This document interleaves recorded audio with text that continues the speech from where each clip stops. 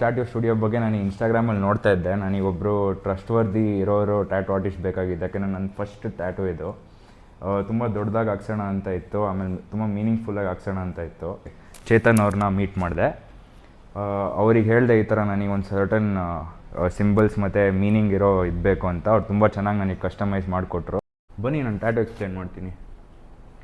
So ನನಗೆ mainly ಬೇಕಾಗಿದ್ದು ಈ ಪೋರ್ಷನ್, ಈ ಸ್ವಾರ್ಡಿಂದ ಹೋಗುತ್ತಲ್ಲ, ಸ್ವಾರ್ಡಿಂದ ಹೋಗೋದು ವೈಕಿಂಗ್ ಸ್ವಾರ್ಡ್.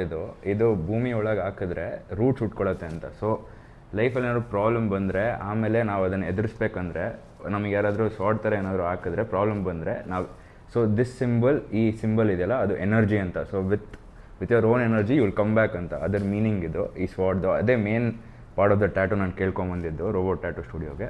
ಅದು ಬಿಟ್ಟರೆ ಈ ಡೌನ್ ಪಾರ್ಟ್ ಇರೋದು ಫ್ಯೂಚರಲ್ಲಿ ಸಕ್ಸಸ್ಸಿಗೆ, ಗ್ರೋತು, ಪ್ರಾಸ್ಪೆರಿಟಿ ಮತ್ತು ವೆಲ್ತಿಗೆ. ಇದು ಎವಾಲ್ವ್ ಅಂತ. ಎವಾಲ್ವ್ ಅಂದರೆ 2 ಡೈಮೆನ್ಷನಲ್ ಫಿಗರಿಂದ 3 ಡೈಮೆನ್ಷನಲ್ ಫಿಗರ್ ಆಗ್ತಾಯಿದೆ. ಸೊ ಹಂಗೆ ಹೋಗ್ತಾ ಹೋಗ್ತಾ ಚೇಂಜ್ ಆಗಿ ಎವಾಲ್ವ್ ಆಗಿ ಅಂತ. ಬಿಟ್ಟರೆ ಇದು ಕಾಂಪಸ್. ಯಾಕೆಂದರೆ ನನಗೆ ತುಂಬ ಟ್ರಾವೆಲಿಂಗ್ ಅಂದರೆ ತುಂಬ ಹುಚ್ಚು. ಇಷ್ಟ ಇರೋದಕ್ಕೆ ಕಾಂಪಸ್ಸಿಗೆ ಅಡಿಷನ್ ಮಾಡೋಕ್ಕೆ ಹೇಳಿದೆ. ಸೊ ಅಡಿಷನ್ ಮಾಡಿಕೊಟ್ರು.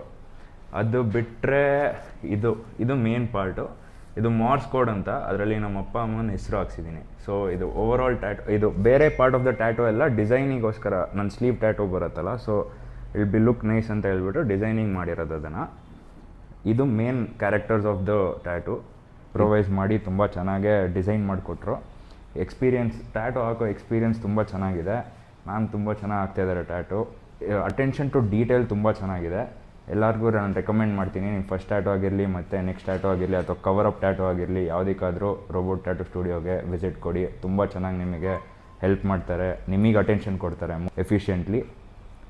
Thank you. ಫಾಲೋ ಮಾಡಿ, ಸಪೋರ್ಟ್ ಮಾಡಿ ರೋಬೋಟ್ ಟ್ಯಾಟೂ ಸ್ಟುಡಿಯೋನ.